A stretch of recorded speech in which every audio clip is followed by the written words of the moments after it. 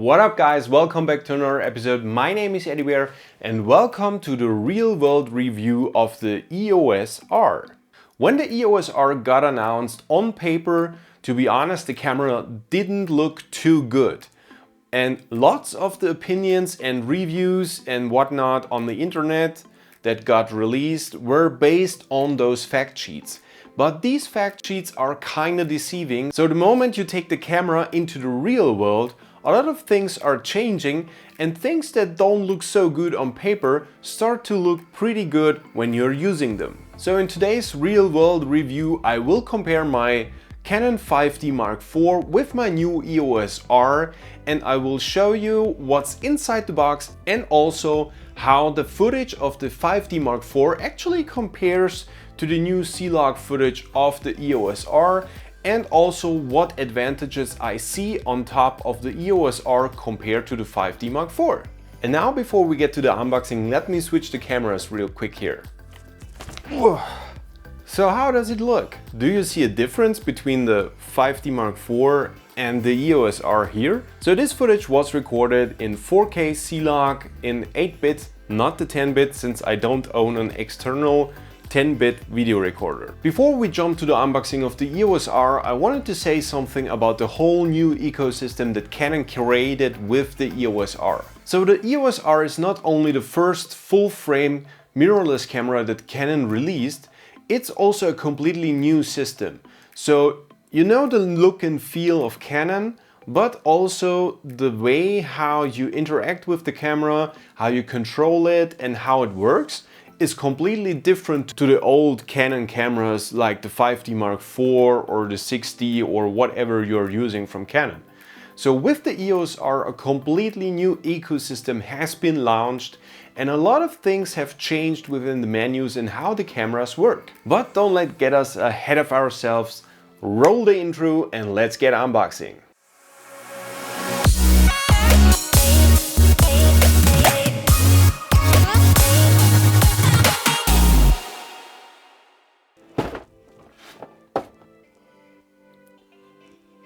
We already start with some paperwork. We have the Canon charger. It's the same we already know from the 5D Mark IV. And here we have the LP6 battery, the same that goes into the 5D Mark IV. Power cable.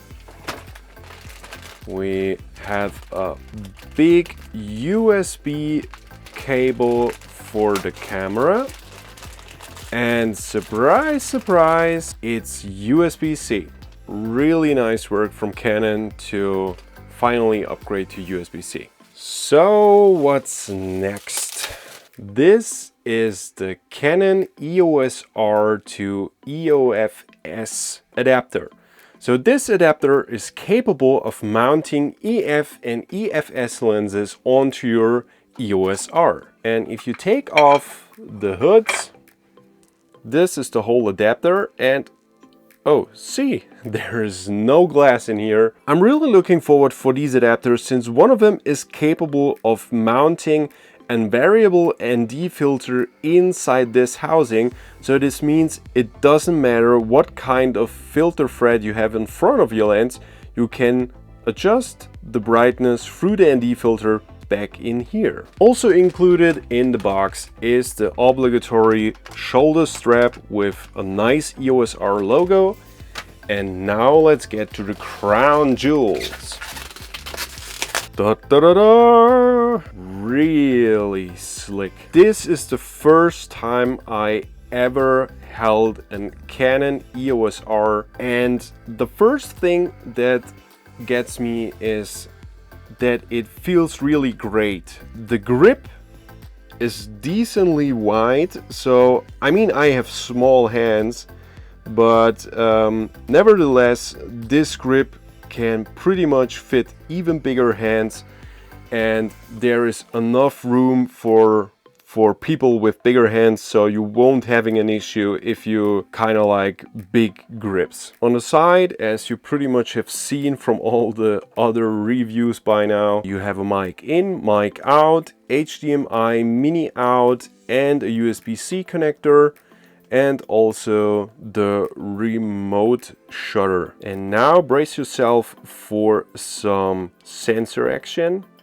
Oh no, look, there's a lid in front of it. Canon is actually the first manufacturer who closes this lid whenever the camera is powered off. So in order to lift the lid in front of the sensor so you don't get any debris or dust or whatever on your sensor, you have to power on the camera.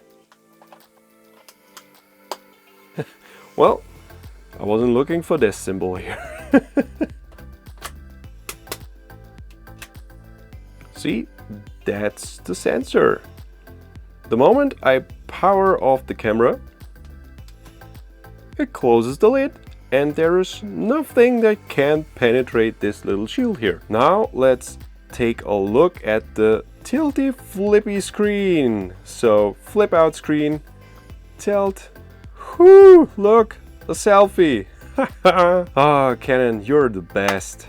So what has changed with the new EOS R mount? We have more pins on the bottom in order to connect the camera with the lens. And you will notice that there now is this little pin-shaped stripe thingy that actually shows you where you have to align your new EOS R lenses. Since I don't have an EOS R lens yet, let me show you with the help of the EOS adapter how you have to mount your lenses onto your new Canon EOS R. So they also changed the caps for the lenses, so you have to align this little stripe here with the red stripe on your lens or your adapter in order to take your cap off and to mount it back on. Otherwise it will not fit. It kind of fits, but not really. Now you take your EOS R camera, you take your EOS R lens or adapter, align the two stripes, and boom, this is the first time ever this camera has seen a lens. One of the biggest advantages with the Canon EOS R is the fact that you can mount EFS lenses on the body. So it is a huge advantage compared to the old full frame systems where you only could mount EF lenses and not EFS lenses, which are way cheaper. When you start out as a photographer and a video creator, it's hard in the beginning to save up the huge amount of money you need to get good glass. So having the option to start out with EFS lenses in order to get a soft and cheap launch into the whole video and creative world makes it way easier with your full frame camera. So this is a huge step up compared to the old ecosystem. But there is also a huge downside in the EOS R if you're using EFS lenses. One being your camera will automatically switch to a 1.6 crop when you're recording, no matter you're recording 4K video or full HD. The second downside when you're using an EFS lens on a Canon EOS R is the fact that Canon does not allow you to record 60 frames full HD video. Why they do it, I don't know. It's a weird thing to do because it does not seem that there is kind of a hardware limitation there.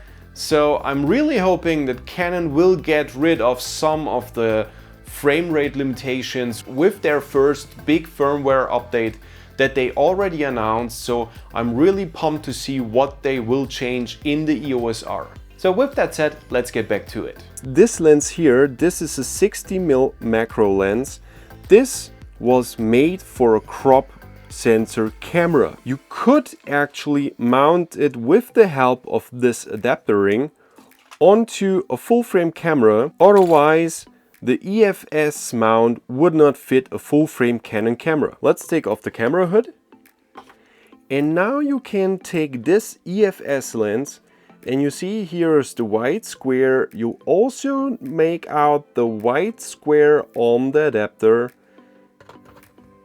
you align it, and here you go. Now you have an EFS lens on a full frame camera. As I said in the beginning, Canon revamped the way how you control your camera with the introduction of the EOS R system. And with that, the quick control dial also got removed.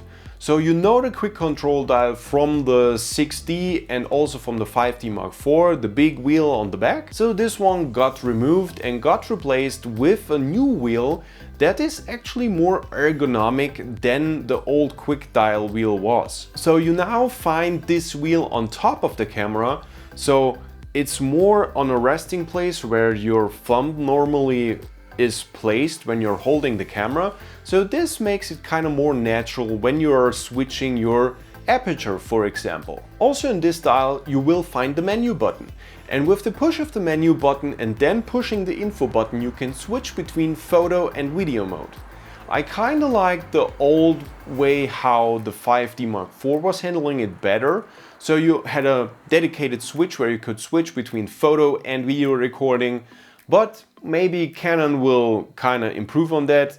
We heard rumors that there will be a bigger body for the EOS R, a more professional one, releasing somewhere next year, so maybe they will include something in there. And now let's talk about something I totally dislike on the EOS R system, and this is the new multifunction bar that is located where you every time place your thumb. I end up hitting this bar all the time. This is also the reason why I don't assign any kind of features to it. Every time I'm holding the Canon EOS R, my thumb ends up on the multifunction bar and it kind of wants to switch things and do stuff.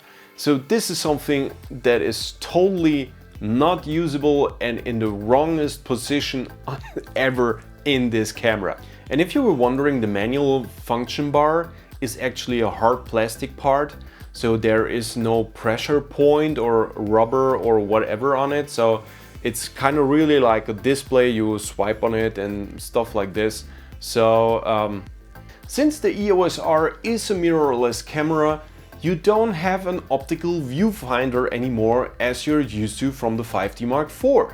So with the EOS R, they had to implement a new electronic viewfinder. So this means if you look into this little hole on your camera, you will see a picture, but it's not the actual picture that is reflected through the lens, through a mirror, into your eye. So it's a little display. So if you pick up your camera and you place it to your eye, the whole flippy screen is turned off and the electronic viewfinder, short EVF, is activated and you see the whole picture that was before on the flippy screen now in this little viewfinder. Having an electronic viewfinder also brings huge advantages compared to the old optical viewfinder. In an electronic viewfinder, you can display every kind of information you want. You even can go as far and customize the things you want to see in there. So in this example, you can see here, this by the way is filmed off right off the back of the camera. So this is the high resolution you see if you look into the viewfinder. And since this is my first mirrorless camera, to be honest, I was really surprised how sharp the image in the electronic viewfinder is. But also you will need some time to get adjusted to it if you're used to an optical viewfinder as myself. In the EVF you can customize everything pretty easy. You can set your focus point, you can set your aperture, shutter speed, picture style, name it. You even can display your histogram in there. Another huge advantage when you're using the EVF of the EOS R is the fact that the picture you are shown in the EVF is a simulated picture. So the picture you are seeing in the EVF will be your final picture that you shoot or the footage you are recording. This not only applies to your brightness settings, this also applies to your depth of field. And this is one of the coolest things, because when you were shooting with an optical viewfinder, you had to take your shot, check the footage or the picture, get back, adjust your settings. Now you can adjust your settings in the optical viewfinder and you can be sure that the footage you see there will be the footage that you are recording. In my personal opinion, the positive side of an electronic viewfinder outweighs the advantages of an optical viewfinder. Especially if you're shooting with your camera in burst mode. With a mirrorless camera, you always got lost for a second there while the mirror was flipping in the body of the camera. With an EVF, there is no mirror that has to flip. So this means the footage you're seeing in your EVF is the actual footage of your subject. So here's an example how it looks when you're shooting in burst mode. And as you can see here, I'm shooting full burst, and you only get a quick stop within the picture that you know that the camera took actually a picture. But otherwise, it is a smooth video feed, so there is no pausing or there is no disruption in your view field. And now let's talk about the video capabilities of the EOS R, because we all know that the EOS R is a good stills camera, and pretty much every DSLR camera at the moment, or mirrorless camera so to say, can take good pictures. But what about good video? Unfortunately, we all know Canon is sticking to a huge crop when it comes to their cameras, but I wanted to give you a comparison how it looks if you take a full HD video compared to a 4K video, and even if you use the image stabilization that the EOS R actually has. Yeah, you heard right. The EOS R has image stabilization. It's not a physical image stabilization, but let's get back to the whole image video quality. Let's begin with the full HD footage that was recorded in C-Log in full HD at 16 mils on the 16 to 35mm lens. With these settings you can acquire beautiful wide landscape shots, but let's add 4K footage to it. The moment you switch to 4K recording, you get a crop of 1.6, so this means you're almost losing half of your view field. But don't let us stop there. Let us enable the digital image stabilization. So we end up with a crop somewhere around 1.7. And if we switch to the enhanced image stabilization, it even goes down to somewhere around 1.8. At the end of the day, this means if you start out with a 16mm lens and if you enable all these features, you will almost end up with footage that looks like it was recorded with 35mm. So much for how much footage you are losing if you are using certain settings within the EOS R. But now let's take about the image stabilization, and this is something I can't wrap my head around it, why nobody was really talking about this topic. Because image stabilization is one of the coolest things you can have right now in such a professional camera, and the EOS R is by any means a professional camera, even though it has no second card slots here. But I wanted to give you this example footage here. This was handheld shot with my EOS R, no stabilization, not in the lens, none whatsoever. And as you can see, it's pretty okay, but you wouldn't want to hand this kind of footage to any kind of customer or even in a vlog or something like that. But now let's switch on the basic software image stabilization of the EOS R and see what happens. You can see in this footage that the stabilization is rather good and it is actually useful. You have a crop, but it's not so heavy that you could not utilize it, and it will help you if you don't have a gimbal or something to stabilize your footage with. So if you're on the run, this is definitely a helpful feature. But now what about the enhanced image stabilization that the camera is also packing? I only can recommend you to not use the enhanced image stabilization of the EOS R, since I had some weird effects, especially in the pan movements. It kinda can happen that the image is getting stuck because the camera thinks you're not moving anymore.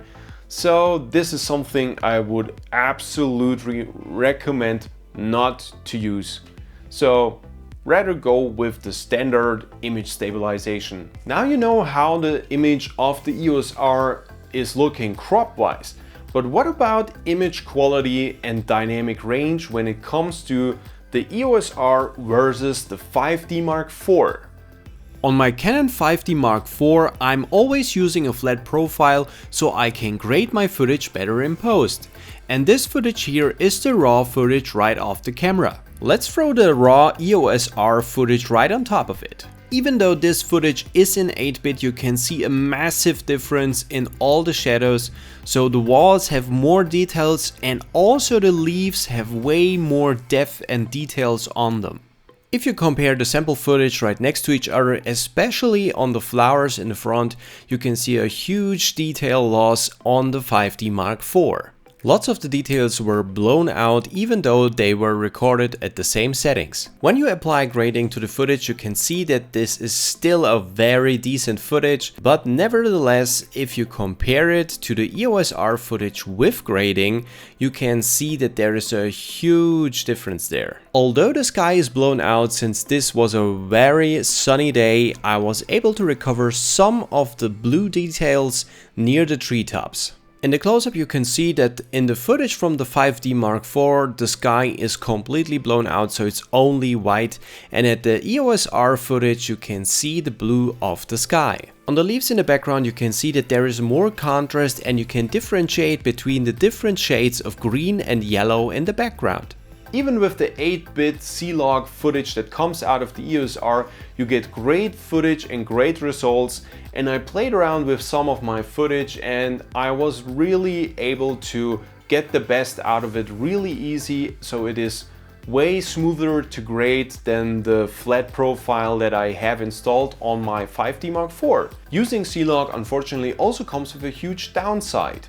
So the moment you activate C-Log in your menus, you are not able to choose Auto ISO in your settings. So if you're somebody who does a lot of vlogs, this feature could be a bummer, but still then you could also revert to normal recording mode and install a flatter profile.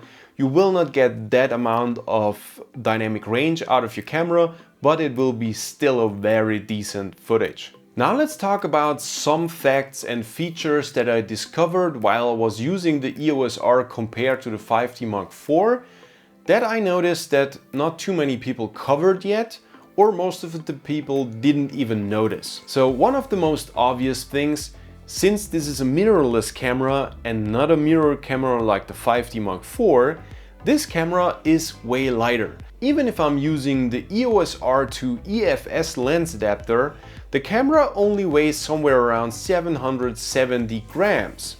Compared to the 5D Mark IV, which is almost packing 900 grams, this is something that you can consider when you're going up on a mountain or something.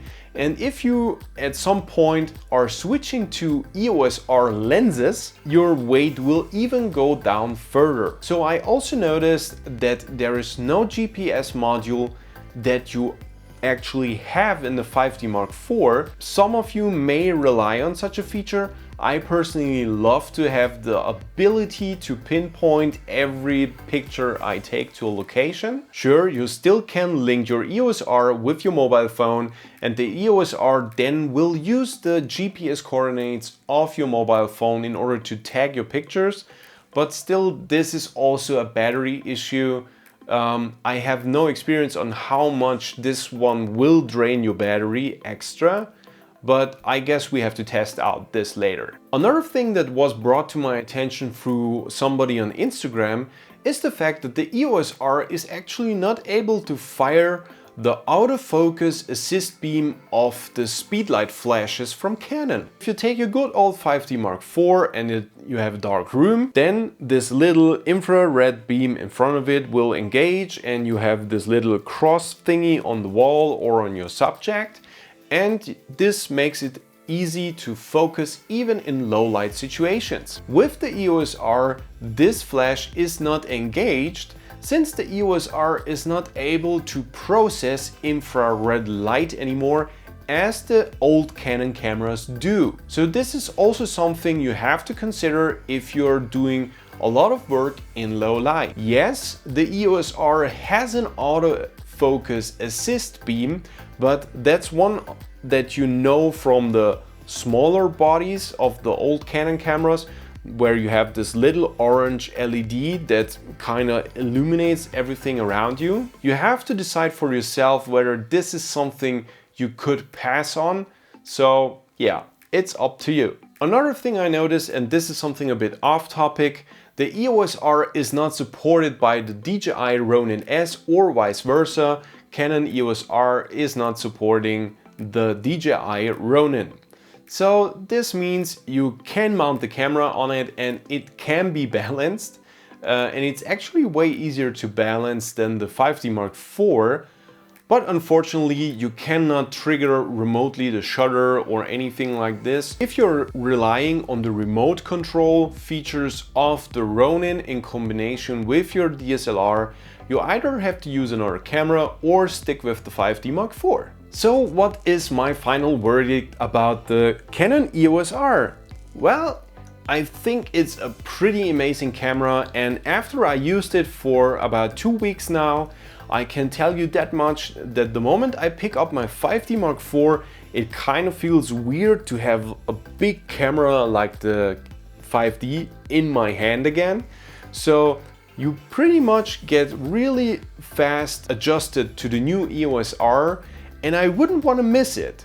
But still, there are situations when the Canon 5D Mark IV is still better than the EOS R. For most of my video work, I will switch to my EOS R, and it's nice to have a camera that can outperform my good trusty DSLR. If you're somebody who is heavily relying on photography and not videography, I'm not sure if I would recommend you to upgrade from a 5D Mark IV to a EOS R. I would rather wait for a bit longer for maybe the upgraded EOS R that's supposed to be released maybe next year. If you have to decide whether you want to get the Canon 5D Mark IV or the EOS R, it is absolutely a no-brainer. At the price point of the EOS R, you can't do anything wrong, especially with the huge amount of focus points that the EOS R is packing. You get a lot of benefits even for photography. So what do you think about the results of today's video? Hit me up in the comments and tell me whether you would go for the EOS R, or if you're sticking to your 5D Mark IV, or maybe you want to wait for the new Canon camera that maybe will come out next year. Or are you even going to go for a Canon camera, maybe a Fuji, maybe a Sony? Hit me up in the comments and let me know what you think. And with that said, if you liked today's episode, don't forget to subscribe to my channel and make sure to hit the bell in order to get notified whenever I post stuff like this today. And also please hit the like button if you liked this review. And yeah, thanks for watching, and I see you in the next one.